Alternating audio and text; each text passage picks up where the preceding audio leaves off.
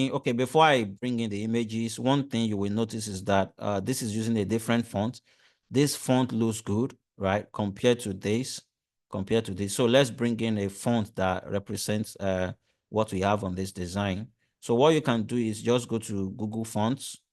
You go to Google Fonts, just type Google Fonts, right? And go to Google Fonts, browse it.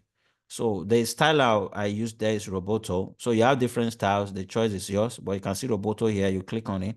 So usually when you click on it, you'll be able to select it. But for me, I have already selected it because if you look at this cat icon here, if I click on it, I already selected Roboto, which is here. So I'll just say what you do is that you download it and link to it locally, but I don't want to do that. I just want to use the code given to me, right? So here, you just copy this and place it in the head section, right? Which should now be a style sheet for fonts, for using font.